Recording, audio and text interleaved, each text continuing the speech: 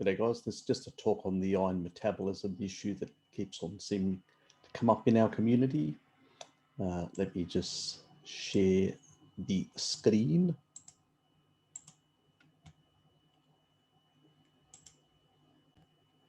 Okay, this is Paul again. So one thing is you can have an absolute iron deficiency, or you can have sufficient iron in the body that your body just can't use, something we call latent iron deficiency or functional iron deficiency.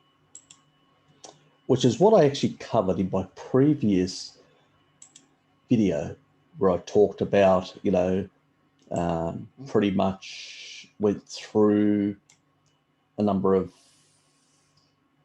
issues, how I talked about taurine, which is very important. This is a recent one that I did on iron deficiency anemia, I called it. Now he calls it functional, which is probably the correct in terms of medical, the way they talk about it.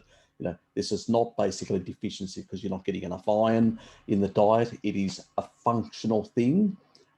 It's something that you notice in some of the native tribal populations that may have very high levels of infections to pathogens and stuff like that. What happens is, because bacteria and certain pathogens, they can actually utilize, that means take up the actual, the iron. And so this can be a problem, and that's why the body sort of,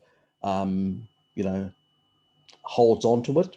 So ferritin goes up, holds onto it to basically, not provide it as a substrate to these pathogens.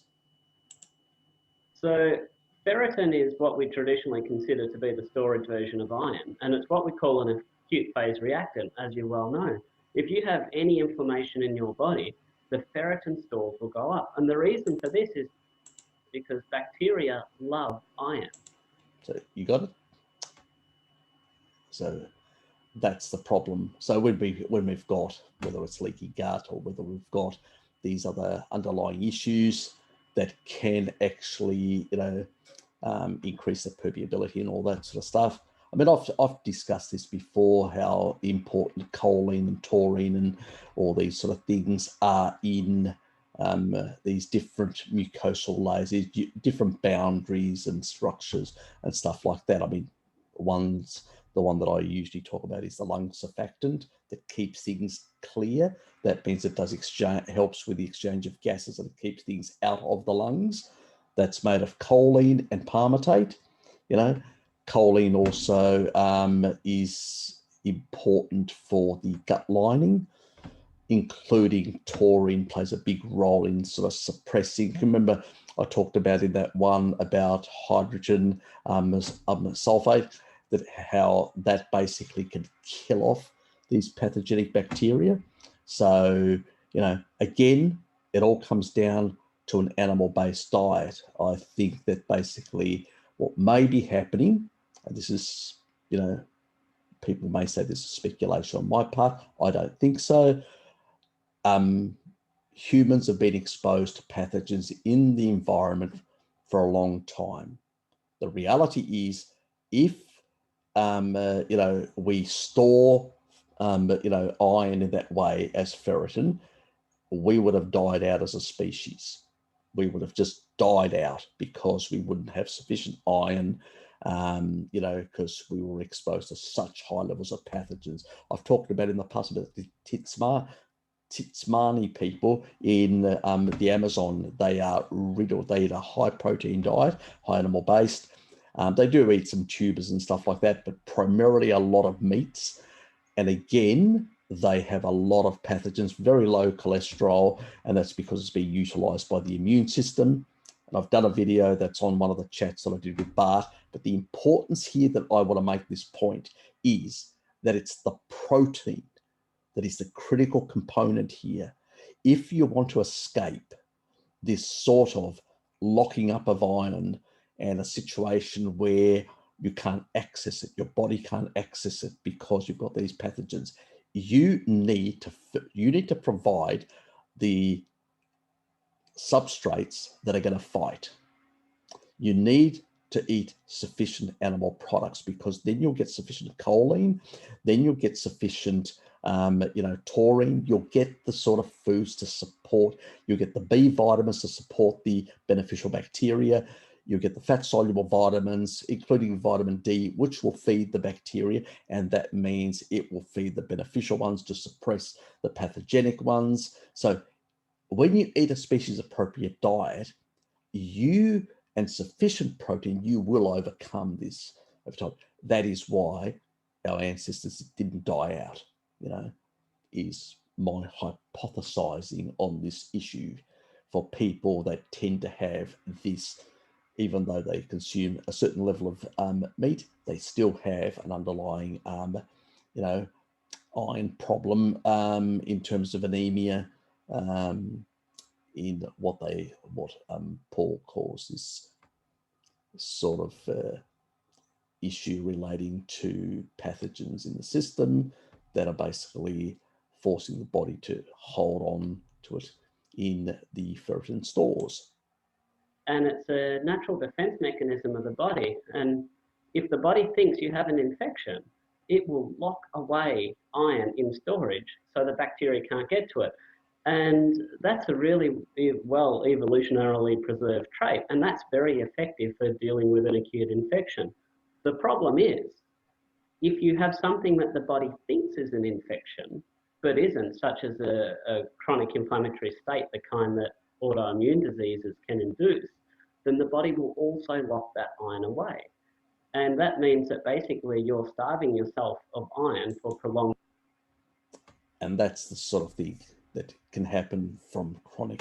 So eating kibble, eating crap, eating inappropriately will basically also can give you an iron deficiency. And it's really important to understand this, if people haven't watched my previous video, do check it out. I've talked about how to deal with pathogens. I've talked about the B vitamins. I've talked about the vitamin D. I've talked about the Reuteri, specifically that strain, the DSM something 17 or whatever, or 19. I can't remember the exact number, but the one that I talk about. There are plenty of videos that cover C. diff and a whole lot of others, and tell you where to get it, and there are links and stuff like that. So you need to go after these sort of things, obviously, but at the same time, you need to furnish your body with sufficient meat in order to basically get sufficient taurine, choline, to get these sort of things that help with the fight, that help clear out the nasties and stuff like that. You need to basically have proper bile function, because proper bile function by eating, again, the liver requires taurine, requires choline, requires MK4 to support its proper functioning and to generate, remember, the FXR enzymatic pathway is supported by both taurine and MK4. MK4 is involved in the synthesis of bile. Bile salts are very important in cleansing the small intestine and getting rid of some of these nasties. Meat, sufficient meat, good levels of meat, and also salted, let's not forget, will also help in increasing the acidity levels of the stomach to kill off some of that sort of stuff. So it's all part of this. Vitamin D to support your immune system, to bring debt, to basically is one of the most key nutrients that is required, micronutrients that is required if you're going to combat autoimmune disease, is vitamin D. Low levels of vitamin D statistically strongly associated with, and in some cases, mechanism has actually been proven about causal effect in terms of autoimmunity. The entire immune system requires vitamin D. It's a very important element. Zinc as well. So those things, again, animal foods. I normally see people that have these issues, that unresolved issues, prolonged situations, is because they're not eating species appropriate. You need to lift your protein levels. You need to lift the amount of meat you're consuming, guys. You know, we need to stop fearing meat. I've covered it quite extensively about the insulin to glucagon ratio. I've covered all these in terms of the growth pathways and all that, and the nonsense related to that. Also, when it comes to basically, you know, improving your bones, you know, you want to increase your bone mass, protein. Remember what I said, phosphorus, which is in meat, phosphorus, salt, and protein. Three things in that clinical study. That's, you know, build strong bones, build strong muscles, build strong gut lining, you know, to protect your body from pathogens and reduce autoimmune issues related to all these sort of things. You require more protein. Protein is critical in the diet. People, a lot of people are deficient, or a lot of people have this fear of protein. You need to up your protein. It's very important. Do not fear animal foods. That is the golden rule here. It's, you know, we need to support the body with fat-soluble vitamins. In particular, you know, even basically now I've noticed that even in this video and the previous video, Paul's talking more about matrix metalloproteinases, the importance of them, and how they, you know, if you've got liver derangement, that means lack of choline, taurine, and MK4, liver derangement, fatty liver and stuff like that, because you're eating kibble and fructose and shit like that, and you're not taking in those nutrients in sufficient levels, or you're having too many green smoothies or green shit, adds oxalate, depletes your sulfur. That means, remember, taurine is also a sulfur amino acid. Very important for keeping your gut healthy, and keeping those little pathogens under control. So, you know, it all interconnects. How when you use species inappropriate foods or consume too many of them, you're going to get into trouble via different mechanisms and different pathways, but you're still going to get into trouble. Golden rule here, and always has been, you know, get your bloody meat up, the quantity that you're consuming. Animal proteins are very critical. Long periods of time. But when we measure your iron storage, because you've got so much locked away, we say, well, gee, it looks like you've got a huge amount of iron here. Iron deficiency isn't the problem. The trouble is accessing the iron. And if you can't access the iron, so the cytochrome enzymes that require iron, they don't function properly. So the whole process P450 in the liver. Of oxidative phosphorylation, which is how we burn energy, that's and, you know, when we're talking about complex, you know, complex between complex 4 around there, in that regard, let's talk about that part as well. Cytochrome C.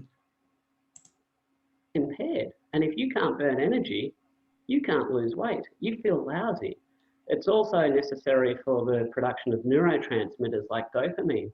If you don't have enough dopamine getting around, you just feel lousy. Also, you need tryptophan for serotonin and dopamine and all that. Again, animal proteins.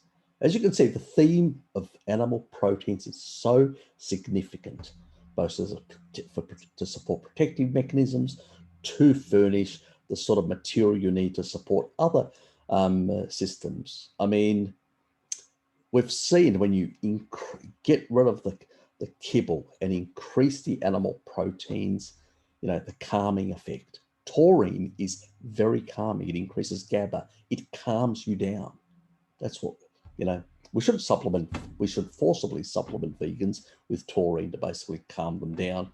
You know, they're insane most of the time and erratic, you know. But getting back to the serious conversation here, that was a bit of light having a stab at the vegans. But, you know, what we really need to always remind ourselves of the importance of protein in our carnivore diet. We shouldn't neglect it, and we shouldn't go for these low levels, you know, these pissy low levels of 15 and, you know, 18. Oh, you know, let me chase ketones. No, you know, you want to keep, you don't want to be close to 1 or less in terms of insulin to glucagon. You know, that's when you start becoming too catabolic. That's not good. That's when all these things don't work properly. So do not neglect protein. I usually say for women, because they do have less, you know, protein, you know, muscular, you know, in a sense, capacity. I always say for them to basically focus on at least getting around 25%, you know, of their, you know, sort of the amount of intake in terms of caloric from protein, and the rest from, you know, from fat, primarily animal fats in particular. But if you're trying to, you know, you're trying to heal your body and repair your body and all that, take it a bit higher than that. And men, 35 to 40% is a good deal. So, you know, you're looking at around the 2-ish to 2.5 for women, and 3 to 3.5 for men. Remember the Samburu Bushman, about 3.92 grams per kilogram of body weight. That means, you know, and I always say, don't target, if you're overweight, don't target your overweight, target your normal weight, what it should be. Okay. I'm going to do a video on this and talk about how to basically structure the way you eat in order to basically be targeting your future weight. And so you end up eating in a specific way where you will just come down to that and then plateau out at the level you want.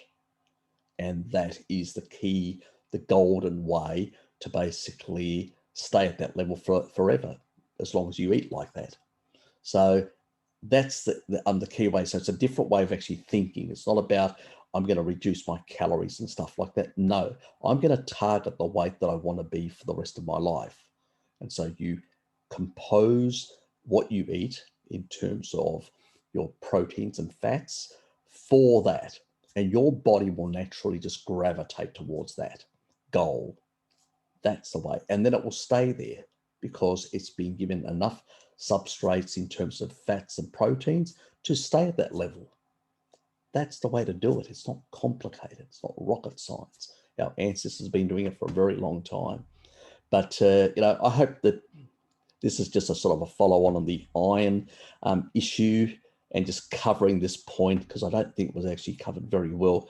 You know, it was sort of looked at, but I think my previous video covered it quite well, talking about this issue and about the pathogens and dealing with them and stuff like that. Go and take a look at that video. It's a really important video. This was more, you know, me trying to cover a few loose ends here and there. That was basically it. So to sort of cover some of the questions that people brought up or may bring up and stuff like that. And also some crackpots may throw out some BS, and then you've got a bit of extra ammo. That's what this was all about. Anyway, see yous, and on the YouTube here tomorrow on my live streams. So take care.